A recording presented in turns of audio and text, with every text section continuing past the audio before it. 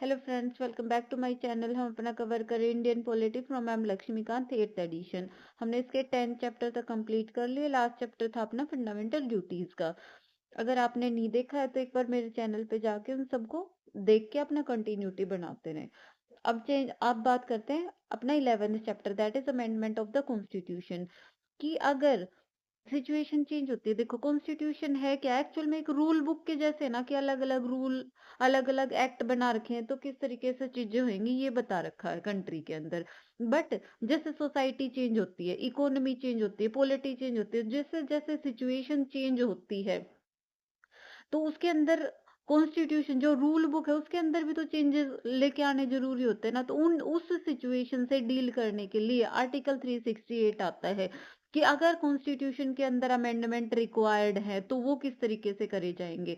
तो वो उसकी प्रोसीजर बताता आर्टिकल 368, जो कि पार्ट 20 में है।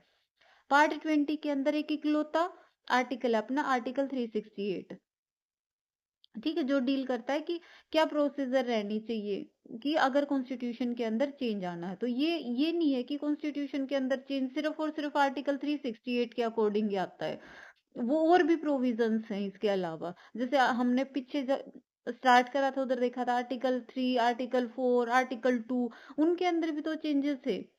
तो वो तो इसके अंदर इंक्लूड नहीं होंगे क्योंकि वो कॉन्स्टिट्यूशनल अमेंडमेंट एक्ट नहीं माने जाएंगे, ठीक है।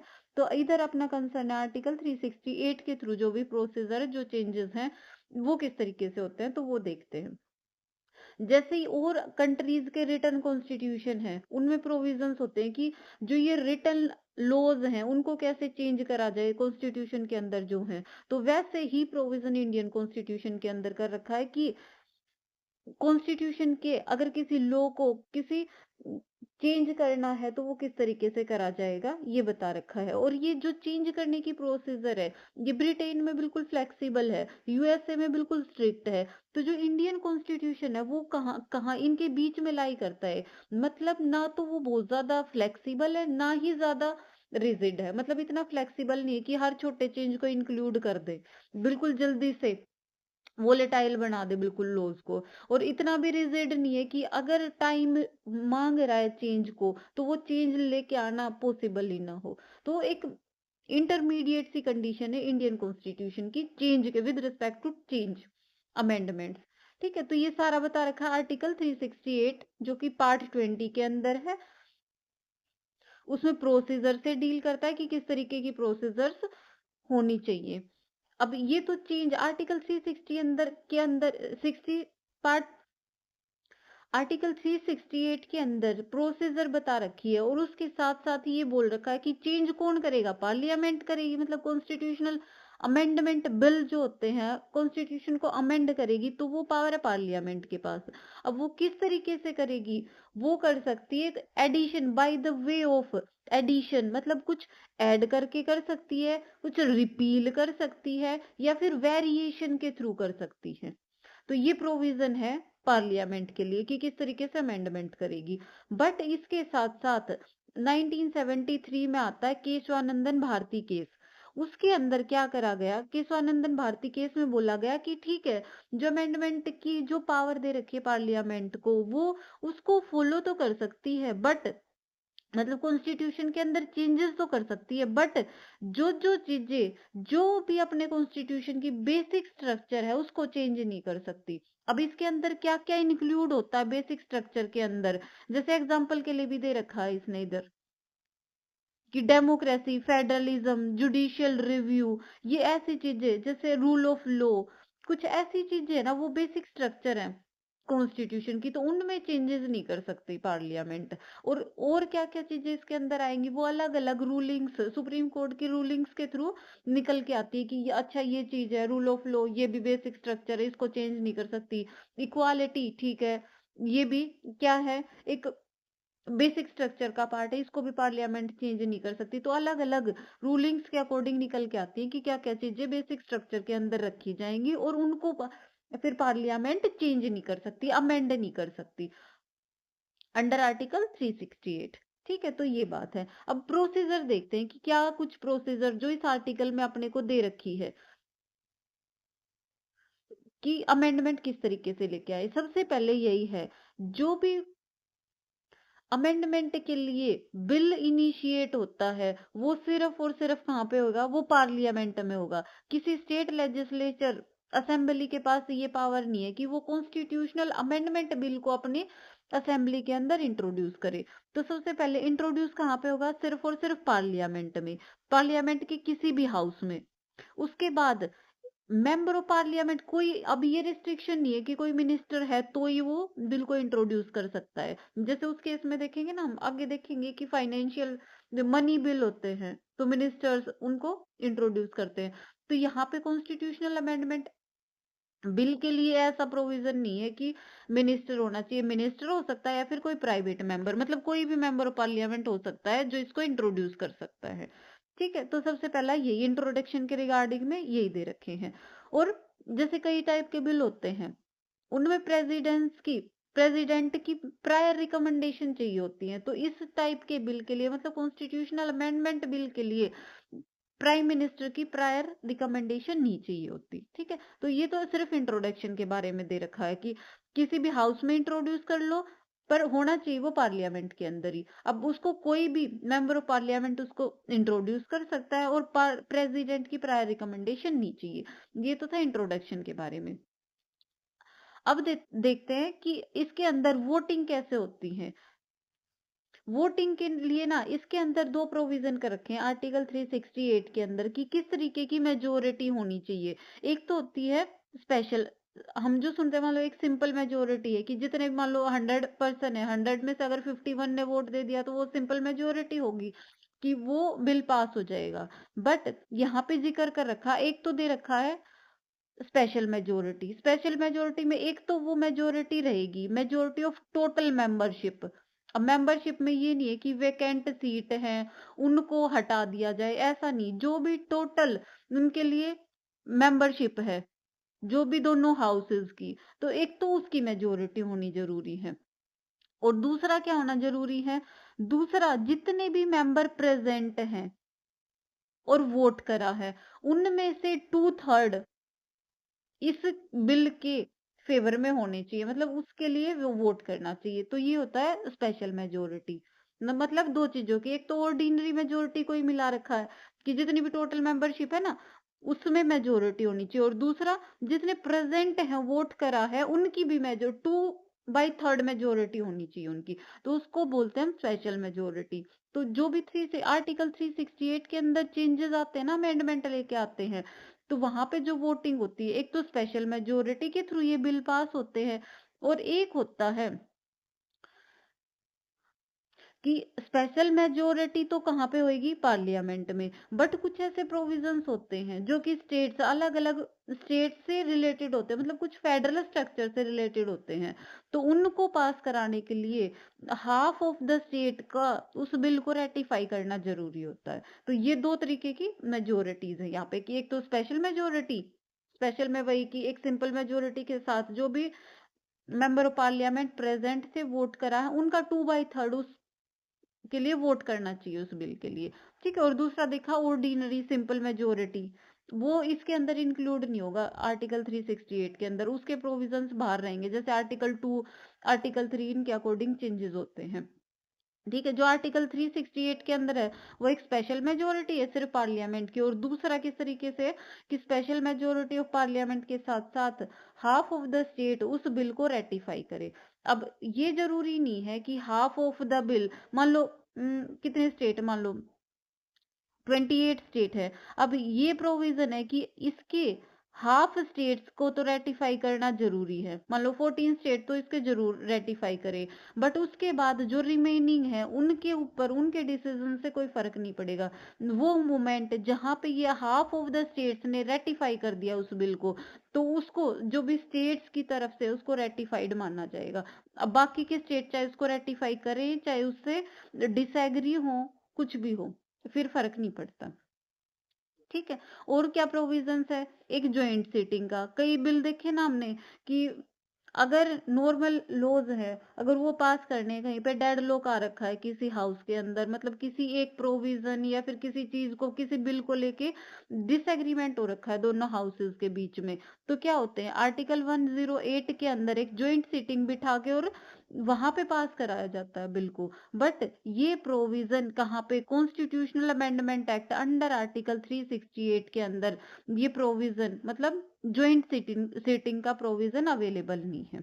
ठीक है, तो फिर क्या हो गया, नो ज्वाइंट सीटिंग। अब आता है, मान लो दोनों हाउसेज में पास हो गया बिल स्पेशल मेजोरिटी से, क्योंकि सिंपल मेजोरिटी की तो बात है नहीं, स्पेशल मेजोरिटी से जहां पे सिर्फ पार्लियामेंट की रिक्वायर्ड थी वहां पास हो गया। या फिर अगर फेडरल फीचर था कोई, मतलब जहां पे स्टेट्स का रेटिफिकेशन चाहिए था, स्टेट ने रेटिफाई कर दिया और फिर वो बिल पार्लियामेंट में स्पेशल मेजोरिटी से पास हो गया, उसके बाद क्या होएगा, उसके बाद जाएगा प्रेसिडेंट के पास उसके असेंट के लिए। क्योंकि पहले प्रेसिडेंट के असेंट से पहले कोई भी बिल, मतलब उसको हम बिल बोलते हैं, और जब वो पास हो गया तो उसके बाद हम उसको एक्ट बोलते हैं, जब प्रेसिडेंट ने उसको उसको साइन कर दिया, प्रेसिडेंट की असेंट मिल गई, तो लास्ट में जाता प्रेसिडेंट के असेंट के लिए। और 24th कॉन्स्टिट्यूशनल अमेंडमेंट एक्ट के थ्रू ये कर दिया गया कि प्रेसिडेंट अगर कॉन्स्टिट्यूशनल अमेंडमेंट बिल है तो उस पे अपनी असेंट जरूर देगा।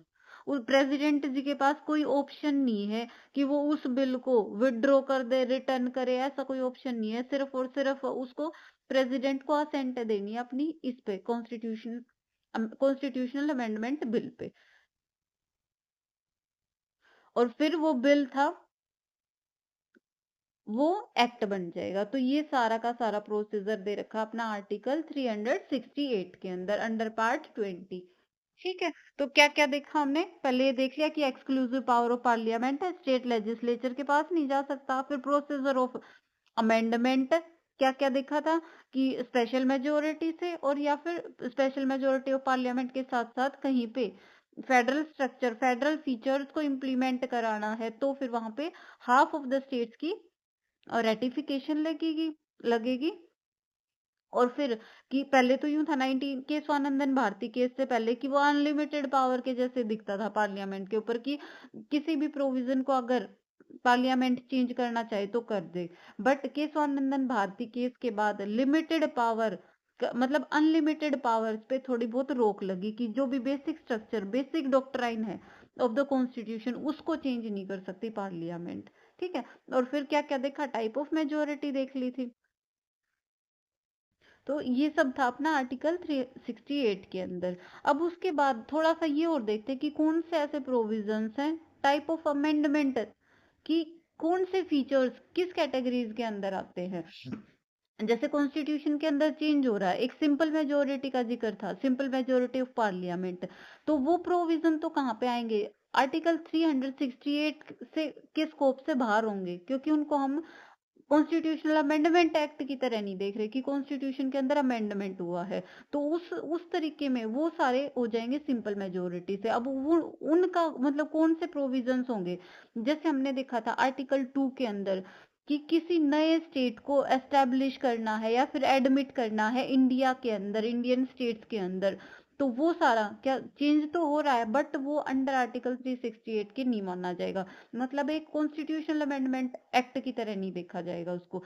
या फिर कोई नया स्टेट बनाना है, किसी स्टेट का नाम चेंज करना है, बाउंड्री चेंज करनी है, तो ये सब किसके अंदर होता है, ये आर्टिकल, ये होता अपना आर्टिकल 3 के अंदर होता है।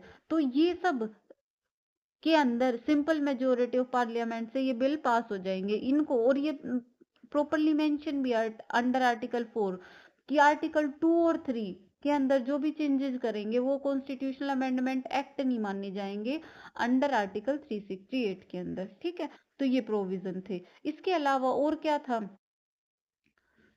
मान लो लेजिस्लेटिव काउंसिल इन किसी स्टेट की अबोलिश करनी है, या फिर लेजिस्लेटिव काउंसिल अबोलिश करनी है या फिर फॉर्म करनी है, बनानी है, क्रिएशन करना है, तो भी सिंपल मेजोरिटी ऑफ पार्लियामेंट से वो बिल पास हो सकते हैं। और क्या प्रोविजन, जैसे कोरम इन पार्लियामेंट डिफाइन करना है, मतलब नॉर्मली ये होता है कि 1/10 मेंबर अगर 1/10 मेंबर्स अगर प्रेजेंट है तो फिर वो पार्लियामेंट के सेशन को कंटिन्यू करा जा सकता, अगर इससे कम मेंबरशिप है तो उसको एडजर्न करना पड़ेगा। या फिर rule of procedure in parliament define करने हैं, 5th या 6th शेड्यूल के अंदर कुछ चेंजेस करने हैं, डिलिमिटेशन ऑफ कॉन्स्टिट्यूशन कॉन्स्टिट्यूएंसीज करना है, यूनियन टेरिटरीज के रिगार्डिंग कुछ है, यूज ऑफ ऑफिशियल लैंग्वेज। तो इस तरीके के जो भी फीचर्स है वो सिंपल मेजोरिटी ऑफ पार्लियामेंट से पास हो जाएंगे। ठीक है, अब बात हमने देखी थी स्पेशल मेजोरिटी की। स्पेशल मेजोरिटी, अब उसके अंदर क्या क्या चेंजेस आएंगे।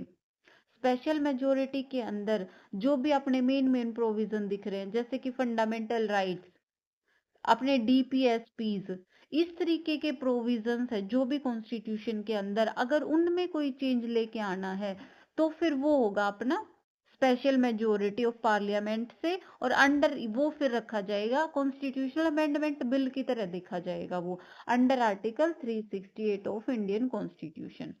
ठीक है, मतलब इनका प्रोसीजर वही होगा कि स्पेशल मेजोरिटी बोले तो जो भी टोटल मेंबरशिप है उसकी मेजोरिटी, और दूसरा जितने भी प्रेजेंट एंड वोट कर रहे हैं मेंबर ऑफ पार्लियामेंट, उनमें से कितने की वोटिंग होनी चाहिए, 2/3 की वोटिंग होनी चाहिए। ठीक है, अब कुछ ऐसे प्रोविजंस देखते हैं जो कि स्पेशल मेजोरिटी ऑफ पार्लियामेंट के साथ साथ, जहां पे हम कह रहे थे ना कि हाफ ऑफ द स्टेट्स की कंसेंट चाहिए, तो वो कैसे होते हैं वो प्रोविजंस।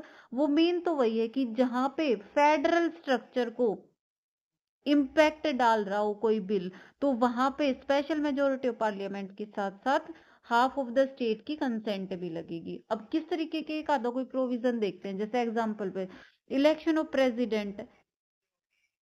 अगर प्रेसिडेंट है पूरी कंट्री के लिए है, मतलब स्टेट्स के लिए भी यूनियन के लिए भी है, सुप्रीम कोर्ट और हाई कोर्ट से रिलेटेड है कुछ, तो वो किसके लिए है, वो स्टेट के लिए भी है यूनियन के लिए भी है। या फिर सेवेंथ शेड्यूल के अंदर जो भी लिस्ट है, मतलब लेजिस्लेटिव सब्जेक्ट है, इनको हमने डिवाइड कर रखा कि इन सब्जेक्ट्स के अंदर सिर्फ यूनियन मतलब पार्लियामेंट लॉज बना सकती है। कुछ सब्जेक्ट हैं जिनको हमने स्टेट लिस्ट में लिखा है, मतलब उन मैटर्स पे सिर्फ और सिर्फ स्टेट्स अपना लेजिस्लेट कर सकते हैं। कुछ कंकरेंट लिस्ट में डाल रखे हैं, मतलब उन सब्जेक्ट्स पे स्टेट भी मतलब पार्लियामेंट भी और अलग अलग स्टेट्स की लेजिस्लेटिव असेंबलीज भी उन पे रूल बना सकती हैं।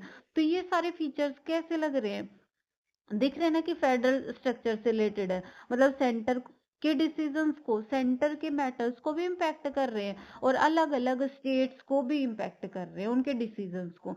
तो फिर इस तरीके के प्रोविजन से रिलेटेड अगर कॉन्स्टिट्यूशन में चेंज करना है, तो वहां पे स्पेशल मेजोरिटी ऑफ पार्लियामेंट के साथ साथ इन सब स्टेट्स मतलब हाफ ऑफ द स्टेट का रेटिफिकेशन जरूरी होता है। तो ये था अपना आर्टिकल 368। इसके अंदर हमने मेन जो था वो सारी चीजें कवर कर ली। अगर इसके बाद भी कोई डाउट रहता है तो उसको कमेंट सेक्शन में डाल दें, और अगर आपको मेरी वीडियोस हेल्पफुल लग रही है तो इनको लाइक शेयर जरूर करें। चैनल सब्सक्राइब नहीं करा तो चैनल को सब्सक्राइब कर लें। कल अपना चैप्टर 12th स्टार्ट करेंगे, that is basic structure of the constitution.